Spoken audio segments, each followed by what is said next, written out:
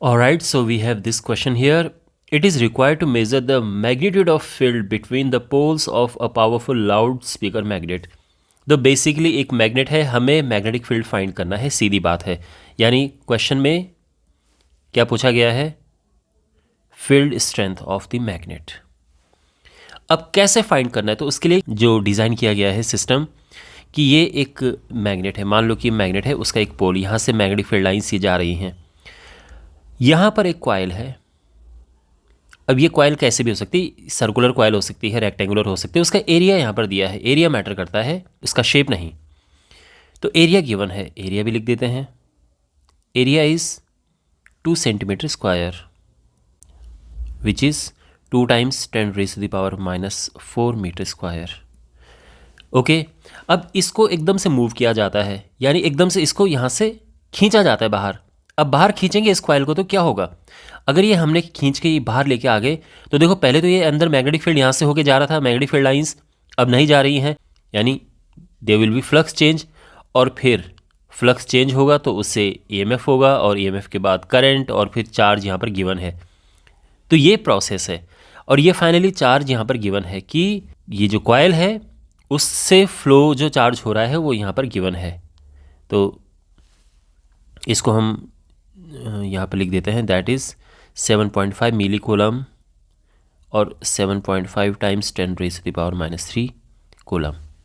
ये है number of turns दी हैं कॉइल में, और दैट इज़ 25। ठीक है, रेजिस्टेंस भी गिवन है 0. Okay fine. तो यहाँ पे ये आपको कोई डाउट तो नहीं कि ऐसा हम कैसे हम फाइंड करेंगे।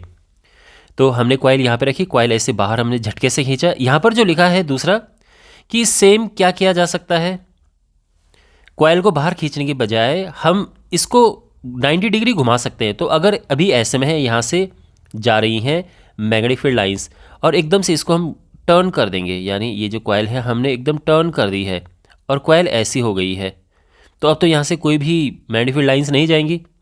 तो बात वही है, सेम ही बात है। ओके, तो दोनों तरह से हम फ्लक्स चेंज कर सकते हैं, और फ्लक्स चेंज होगा तो वहाँ पे एक इंड्यूस्ड ईएमएफ होगा, और फिर यहाँ पर करंट भी फ्लो होगी, बिकॉज यहाँ पर लिखा है ना total charge flown in the coil. तो चार्ज फ्लो होगा तो करंट फ्लो होती है। तो ये पूरा सिस्टम है। ओके, अब कैलकुलेट करते हैं, इट इज़ नॉट डिफ़िकल्ट। तो यहाँ पर सबसे पहली बात तो ये है कि करंट क्या होता है, यानी यहाँ पर ना चार्ज है, इसका क्या relation. Current is, you know that it is dq/dt। Also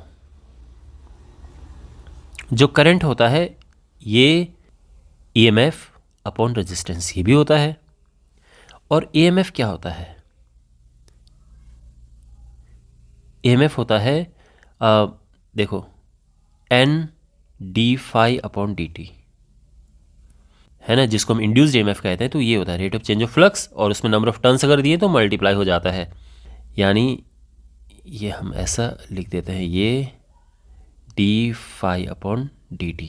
तो यहाँ पर देखो ये भी करंट है I, और ये भी करंट है I। ओके, तो दोनों को हम इक्वेट कर सकते हैं। तो N/R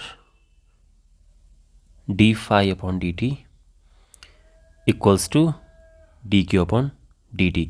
dt से हुआ dt कैंसिल, और हमारे पास आ गया है d∅ equals to R/N dq। इतना समझ आ गया? ऑलराइट, और अब बात करते हैं यहाँ पे चेंज इन फ्लक्स की।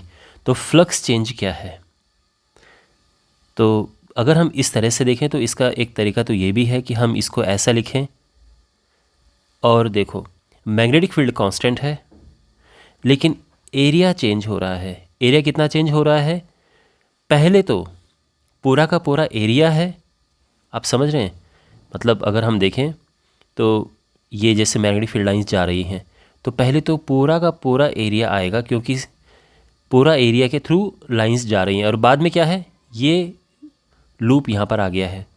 तो अब जो है किसी भी एरिया से फील्ड लाइंस नहीं जा रही हैं, तो बेसिकली यहाँ पे हम पूरा एरिया ए लेंगे और यहाँ पे एरिया 0 लेंगे।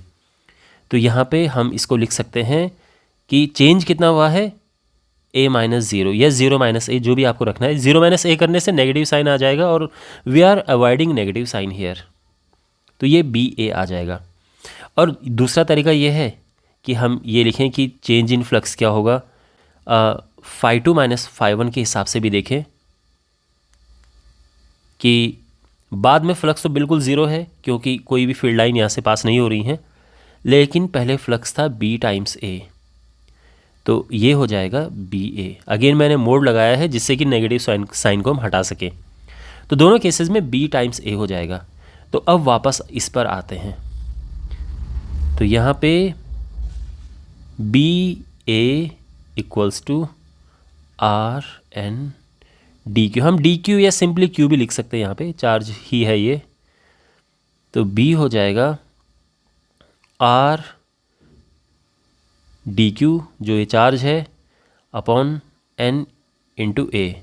अब हमें वैल्यूज़ पुट करनी है, resistance 0.5, charge 7.5 times 10 power minus 3 divided by n 25 times a 2 into 10 raise to the power minus 4।